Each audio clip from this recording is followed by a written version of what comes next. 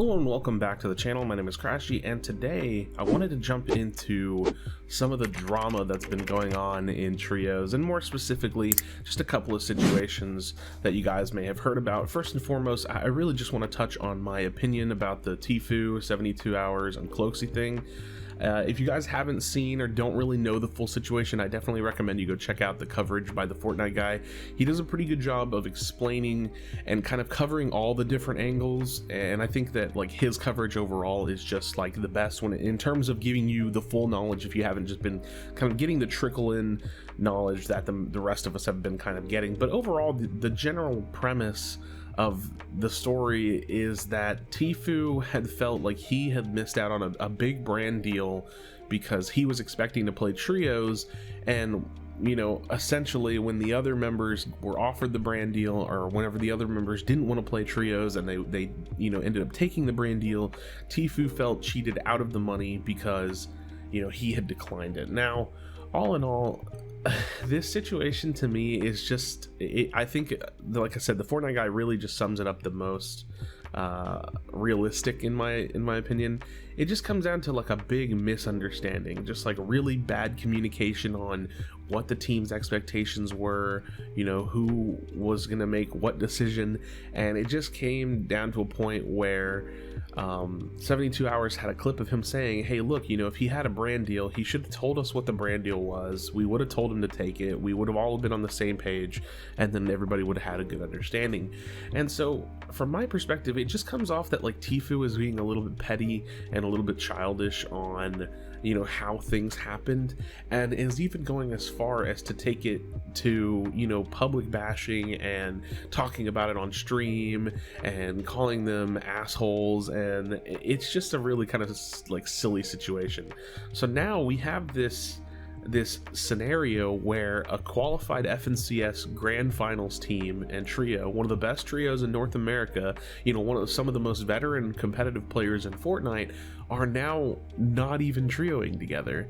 And so I don't know if you guys know this about me, but I'm a very big advocate for communication, and you know, whenever you're playing on a team, whenever you have friends, people in your life, a loved one, you know, a family member, communication is key. And something that's really important is like always speaking up for yourself. Something that's important is always saying what you mean. And in one of these situations, I feel like it was just a pitfall of someone or someone's, you know, me being potentially all of them, who just weren't communicating properly.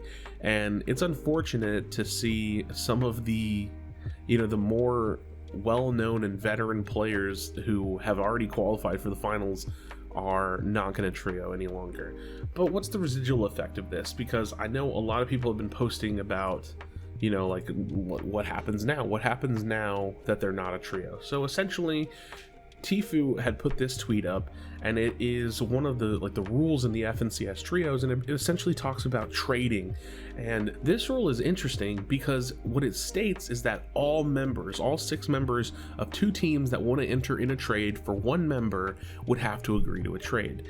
Now this is a really tough sell, and what I mean by that is essentially, if Tfue wanted to be traded to another trio, not only would Tom and Cloak have to agree, but the other trio would have to agree, and the player that they're getting traded for or trading, you know, with would have to agree. So this is a really tough sell. Essentially, the only chance of Tfue and 72 Hours and Cloakzy all keeping their qualification spot is if they find this scenario. So when, you know, looking at Cloakzy and 72 Hours deciding to find a third, I think it's most likely in their best interest, considering their caliber of skill and how well they do in these events for this last week, to find a new third and re-qualify. And most likely, I believe that Tfue will be doing the same. So the ultimate wrap-up of this situation is that I think it was handled poorly. The communication definitely wasn't on point. between the three guys. And it's unfortunate to see, personally, one of my favorite trios, and even a trio that I've covered, VOD reviews. I mean, I literally did a VOD review of this trio in the past, kind of fall apart. So that's a really unfortunate situation. Hopefully the friendships aren't entirely ruined. I mean, you hate to just see three really cool North American professional players that, create good content and were a good team just kind of fall apart for no reason.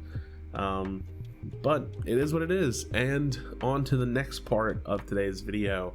If you guys don't know, I am a big fan of High Distortion, Cypher PK, and Nick Mercs. Nick Mercs and High Distortion I've known for a really long time, from the Gears of War days, and Cypher PK was actually one of the first content creators that I started watching when I started, getting into Fortnite.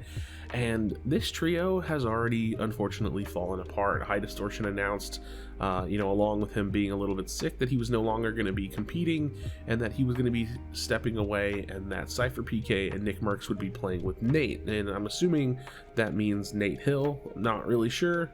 But I wanted to kind of talk about this trio because this trio was interesting. They kind of came out of the gate, there's not...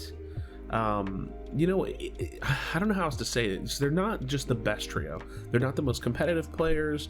It's that perfect mix between very good competitive players in terms of their skill, their competitive drive, the determination they have to perform well, and then the content side of themselves where they haven't really been in form. And I mean, they're not really training, they're not really practiced, they're not the best players out there in terms of game sense and knowledge, but they're phenomenal players. And in my opinion, I had my eyes set on them because I really wanted to see how does this team go from being content creator competitors to competitive content creators. And ultimately, in the end, it seems like it just didn't work out and that they've decided to go another way. Now, I believe this trio was working with Destiny Jesus, who was actually going over them with VODs and doing coaching with them, which they actually had a clip of them saying it was a big help. But unfortunately, High Distortion has decided to step away, and there's not a lot of drama in this situation or anything like that, as far as I can tell. But from my perspective, I did want to kind of cover it because I was a little disappointed, just as a fan, as a fan of those three people. I was a little disappointed to not be able to continue to see their progression, because it really did look like if you watched them every single week, they were getting a little bit better. But all in all, in terms of watching Cypher PK and Nick Mercs, whoever they're playing with, like I said, I'm assuming it's going to be Nate Hill is what it seems like, because I really don't know another Nate in the scene, or at least anybody that specifically goes by the name Nate. It'll be interesting to see who they play with, how they do, and then if High Distortion's just truly stepping away from competitive, it'll be fun to watch him go back to his late night streams. Hopefully he's feeling better from being a little bit sick. But that's kind of my roundup for some of the trios discussion. I mainly wanted to get on and talk about my perspective on the Tfue situation, because ultimately I just feel like it's so silly. I don't know what else to say. I'm not here to bash anybody or their character, but I feel like Tfue probably could have just forgiven them or made better decisions himself or communicated better. And I feel like it didn't really need to go public, and maybe some of the relationships and friendships that are kind of tarnished right now maybe didn't need to get this far. So it's unfortunate, and then the same goes for the Nick Mercs, Cypher PK, and High Distortion situation as well. I don't know if there's any issues there, but I hope there's not.